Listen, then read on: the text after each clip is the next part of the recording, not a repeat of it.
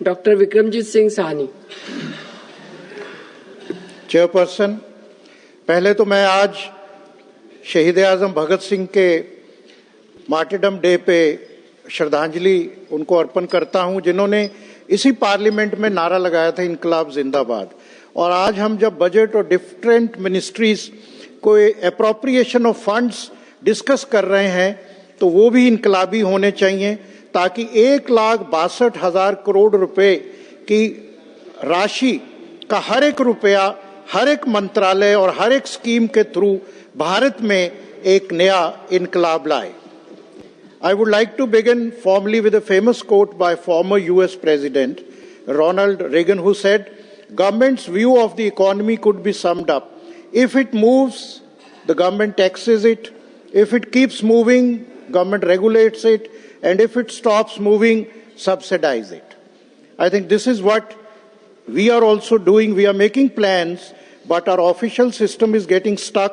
We need to bridge the gap between what we promise on paper and what actually we deliver on the ground. Today I propose a new mantra for this appropriation of funds and judicious spending of this amount through FAST, F-A-S-T.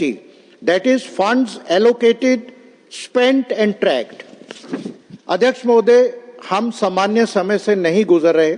हमसे थोड़ी ही दूर waste Asia में एक भयानक युद्ध चल रहा है, जिसने सारी दुनिया के वेस्ट एशिया सप्लाई चेन को प्रभावित किया है। दुनिया जल रही है और हम भी इस आग की तपिश, हमारे गरीब माताओं के रसोई घर तक इसकी आग पहुंच रही है, इसकी तपिश पहुंच रही है। वैश्विक स्तर पर कच्चे तेल की कीमतों को भारी बढ़ोतरी हुई है। जब पूरी दुनिया में संकट है तो हमारा बजट भी हमारे नागरिकों की सुरक्षा का सबसे बड़ा कवच है। यदि हम जनता की मदद के लिए फंड्स एलोकेट करते हैं और उनको खर्च नहीं कर पाए तो हमें अपने नागरिकों को इस वैश्विक तूफान में ऐसे लगता है कि बिना छतरी के हम छोड़ रहे हैं। कल जब मैं पढ़ रहा था एग्रीकल्चर फार्मर्स बिल, एग्री का मतलब होना चाहिए a for agri, growth, realisation and income. साल 2026-27 में एग्रीकल्चर के लिए 1,30,561 करोड़ का प्रावधान किया गया है। देखने में ये राशि बहुत बड़ी लगती है, लेकिन जब आप आंकड़े देखते हैं तो 2024-25 में ऑलमोस्ट इतना एक्सपेंडिचर हमने एक्चुअल किया, 1,29,000। इसका अर्थ कि 2 साल के बाद भी हमने एग्रीकल्चर में मात्र 600 करोड़ की बढ़ोतरी की है। और यदि महंगाई का ध्यान रखा जाए तो मैं समझता हूं ये बढ़ोतरी नहीं, कटौती है। और एग्रीकल्चर जैसे एजुकेशन में मिनिस्ट्री ऑफ एजुकेशन की it is a very sad story of money lying unutilised.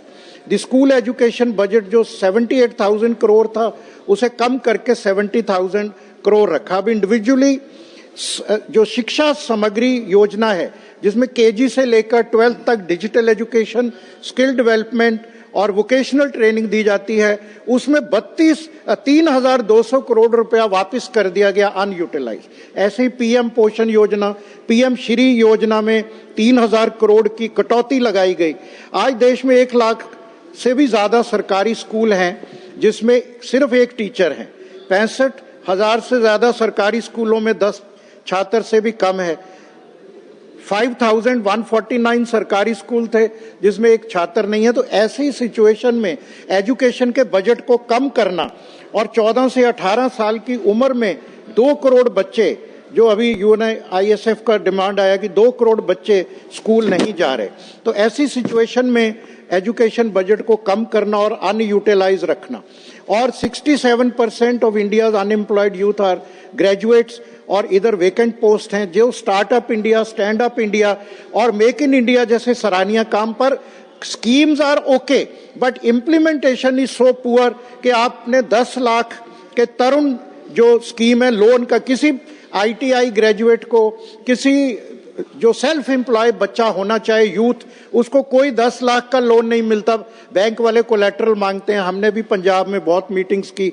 तो ये स्कीमों का फायदा तभी है कि हम इन योजनाओं को लास्ट माइल अपने यूथ तक, आज मैं 2 सुझाव देना चाहता हूं कि हम इसकी इम्प्लीमेंटेशन तभी हो सकेगी अगर हम नेशनल कमीशन फॉर फार्मर्स और नेशनल कमीशन फॉर यूथ बनाएं, जो हर क्वार्टरली इन स्कीम्स का कितना इम्प्लीमेंटेशन हुआ, कितना पैसा खर्च हुआ। अब हेल्थ की बात करें, वहां भी कुछ ऐसे ही है। अंशुमान भारत जो इंफ्रास्ट्रक्चर मिशन है उसमें कटौती हो गई। अब WHO के अनुसार भारत का एक भी जिला ऐसा नहीं है जहाँ एयर क्वालिटी अच्छी हो। पोल्यूशन के लिए कोई बजट प्रॉपर नहीं, आपको पता है दिल्ली में क्या हाल था और नॉर्थ इंडिया में क्या हाल था। आज हमारे नागरिक दम घुटने को मजबूर हैं। ये एक राष्ट्रीय त्रसादी है। अंत में मैं एक सरकार एक परिवार की तरह ही होती है और किसी भी परिवार का मूल्यांकन इस बात से होता है कि आपने कमजोर और वंचित सदस्यों को, इसलिए किसान, युवा, गृहिणी के हित में निर्धारित 1 रुपया भी बिना खर्च हुए, जैसे अभी गोखले जी ने, सकेत जी बोल रहे थे, ये हमारा कलेक्टिव फेल्यूर है सबका। मैं किसी को दोष नहीं देना चाहता। हमारी गवर्नेंस में care is C for commitment, allocation, realization और aggregation. In the end, Chairperson, I will conclude. The problem is not lack of resources. वित्त मंत्री बैठी, उन्होंने 1,62,000 को allocate हो गया, blah blah blah. The problem is lack of execution. We cannot build a strong India on unspent budgets or revised estimate. As we pass this appropriation bill today, let us take a pledge कि common आदमी जो single farmer हमारा gets a proper remuneration, mother feels relief in the kitchen and household, and let every youth find a suitable job and or get self-employed. This is our joint responsibility. Jai Hind. धन्यवाद।